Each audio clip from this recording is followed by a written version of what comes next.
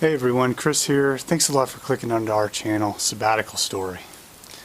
You know, if you haven't noticed, we really like to film outside. I guess it's hard to be inside whenever it's beautiful outside, so we like to come out and film in different places, as you've noticed. So today I'm in a beautiful place. We chose this place because it's so quiet out here. You can almost hear your heartbeat. Makes me feel like I need to keep my voice down. Like I'm breaking the silence or something. So anyway, this is our second video on the Sabbatical Money Mindset. So before we really get into it, I think what I want to do is, bring up how this is relevant to a sabbatical. When you think about this, a sabbatical, a big piece of it is the financial aspect. How do you get enough money to support 6 months or a year off or whatever it is that you want to do.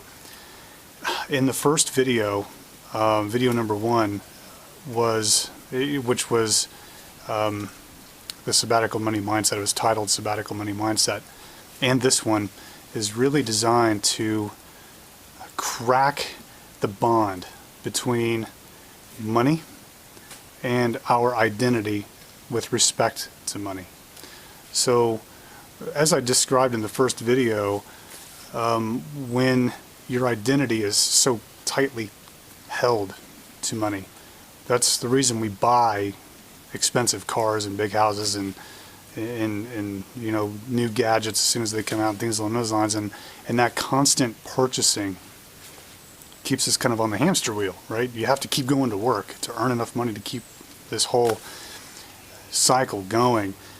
And so when we think about we need to save money or whatever, it turns into this hard thing that we got to do. We need discipline, right, to save that money, to try not to buy things so we can put money away. When you get underneath that, when you get to the mindset, you don't need discipline. You don't need to force it. You don't have to consciously try to save money. You just do it, because you have a whole new way of looking at the world, and that is what these videos are designed to do, is to help break that bond between self and money so that we can change our mindset and go down a whole new path. So today we're going to get into what is money, and I think that's an important thing, to look at it for what it is versus what we have always believed that it has been. Like the first video was all about how we were born and we learned language and learned to walk, and at the same time we also learned the concept of money, and so it's deeply ingrained in our psyche, and so we don't challenge it as a result. This video is all about what is money, so that we can look at it critically and we can start to see it for what it is. This is important because when you look at it for what it is, you're much less susceptible to falling prey, for lack of a better term, to advertising and propaganda and things along those lines. You see a shiny new car commercial and you just want that car, when actuality that car is the same as the one you got with different body panels. Quite frankly, side note here, we've been driving the same piston engine technology for 100 years. Because all we do is change the body panels on the outside and call it a new car. I think it's ridiculous. But anyway, that's a side note. Anyway, you fall prey to that advertising when you don't separate these things out and look at it for what it is. So, let's get into it. What is money? Money is a game we play. It's a farcical game. It's made up from nothing, from the Federal Reserve, and put into circulation, and it's essentially worthless. Another side note, everybody's all talking about cryptocurrencies and the effect that the distributed blockchain technology is going to have on that technology, and a lot of people say, well, that's not even real. Cryptocurrency isn't real. But let me ask you this. How much more real is your bank account when you log in and you see numbers on a computer screen? because that's all money is. It's just numbers on a computer screen. It's not even real. Very little of it is actual physical dollars. So it's just a game that we play.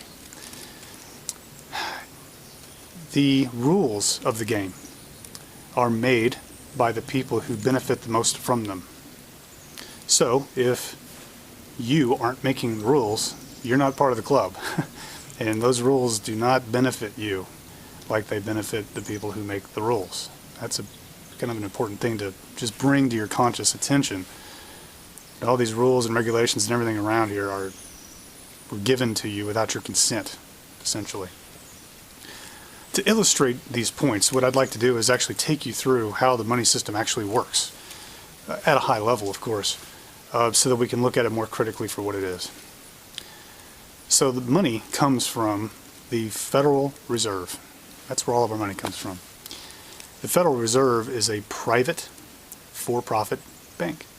It's not part of the federal government like it is implied that it is based on its name, the Federal Reserve. It's not federal at all. It's a private, for-profit bank. All of our money comes from there. But they don't give it to us. They loan it to us. And like any good bank, they charge interest on that loan. So let me ask you this question. If all money comes from the Federal Reserve at interest, where does the money for the interest come from? It doesn't exist. It can only come from the Federal Reserve, again, at more interest. That's why we have this insane deficit, government deficit is what we call it. Essentially, let's say it for what it is, they're in debt up to their eyeballs, to the trillions of dollars, tune of trillions of dollars. And we can't pay it back because the money doesn't exist. If we paid it back, we would take all the money out of the money system. Can't do that, can we? But let's talk about how the money affects us a little bit closer to home. We live in a world that is called the fractional reserve banking system. So what that means is that banks, like the one that you and I go and deposit our money to, have to keep a percentage of their loans out, their loans that they have out, in reserves.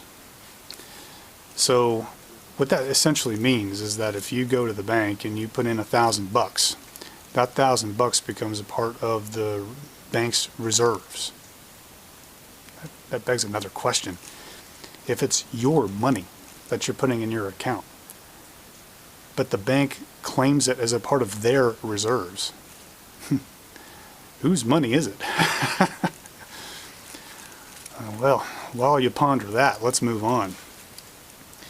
So any, I think, reasonable person would assume that, okay, well, if a bank has to keep a percentage of reserves on hand in relation to their loans, and right now I think that's 10%, by the way. I think it's a 10% ratio. They have to keep 10% in reserves and 90% can be loaned out. Now I think any reasonable person would assume, okay, well, if I put $1,000 in my account, 900 of it would be made available for loans, because 900, that would leave 10% in the bank. But if they did that and you came to get your $1,000 back, it wouldn't be there. And so that's not going to work. So what the banks actually do is they create $9,000 out of thin air. So, which is crazy. So when you think about it, if I come in to the bank and say, well, I need a $9,000 car loan, and I take out this loan, the money didn't exist before. So when I buy this car, we're expanding the money supply, right? Now, this is when things get interesting. Now I have to go get a job and trade my labor to make the money to pay it back. And that is called debt slavery. Servitude, whatever you want to call it. I like to call it debt slavery. So now you're on the hamster wheel. You've got to work. So, but let's get back on track here. So I go to work, and over the next, 36 months or however long the loan is, I pay that $9,000 back to the bank. So now I am retracting from the money supply. But the bank, they don't do this for free. Just like the Federal Reserve, they charge interest.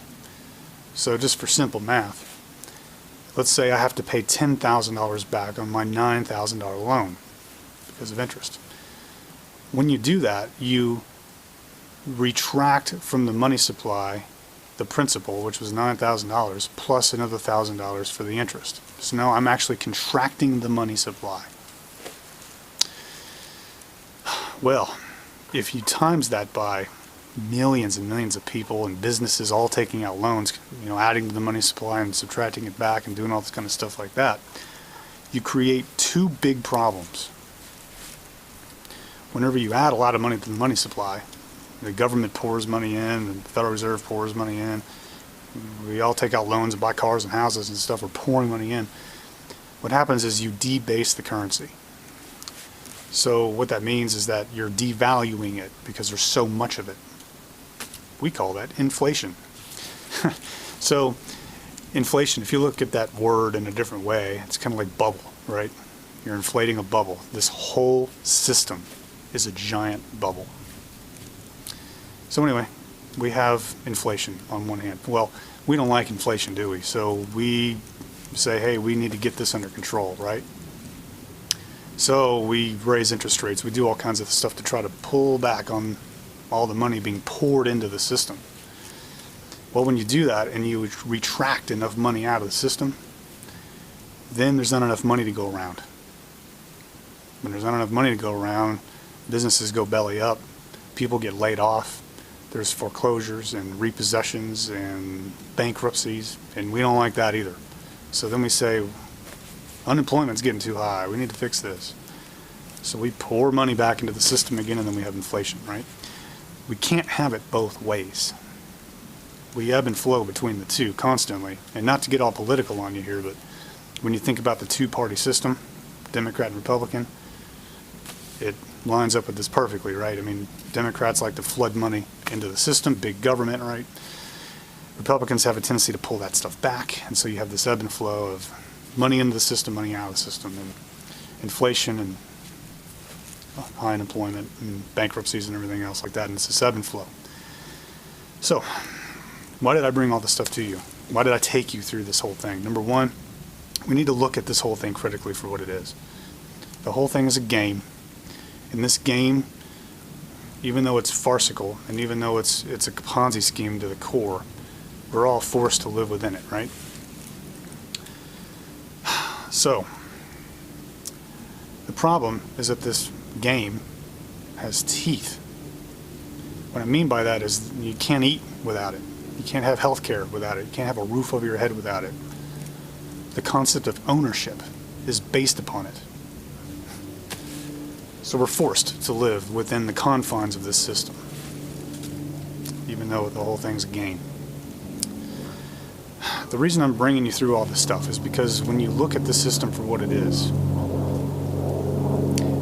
the advertising and the propaganda doesn't work like it used to, right? Sorry, there's a bug flying around my head here. Like for example, like the car ads and the car commercials and stuff like that. That stuff is stupid to me, right? I buy a car that I need at the lowest price that I can, and I drive the heck out of it because I'm not connected. My being isn't connected. Again, we're trying to crack the bond between our identity and money so that we can undermine the decisions that we make that are more in line with what we truly want. And all of this comes down to this mindset. So here's where the mindset comes in. The mindset that we've been taught to have in this system is instant gratification in the acquisition of stuff. Cars, houses, iPhones, computers, gadgets, shoes, clothes, stuff. And you're always in debt, and you're always buried underneath all that stuff. And it keeps you on the hamster wheel until you turn 65 and you're permitted to retire. So in this acquisition of stuff, we stay on the hamster wheel. We don't ever get off. and we never look at the true goal, I think, of life. At least for me. For you, it might be different, and that's okay, but I'm going to help you find what that is. For me, it was freedom. I want to be free. Well, freedom to me means being able to do what I want, when I want. I don't want to go to work every single day until I'm 65 or 70 years old. If I can afford a car that's this expensive and buy one that's this expensive and take all that money in the middle and be free, hey, that's what I'm doing, right? So that's the point of this particular video. Now, this sets up the next one. You're not going to want to miss the next one. The next one is all about decision making. Why we make the decisions that we do about money. How to change it. It's going to be a very powerful series. And it's not just about money. It's about all things in life. So you're not going to want to miss it. Before I end this video, if you're watching this on YouTube, thank you. Subscribe for your own benefit, not for mine. I'm not asking you to subscribe for my own personal benefit. However, you also need to know that if you want the full length of this video and all my other videos too, go to patreon.com/sabbatical story. There you'll get full access to all of my content. If you're watching this on Patreon, thank you so much for being a part of the community. Alright, well I think that's enough for today. Until next time, we'll see you on sabbatical.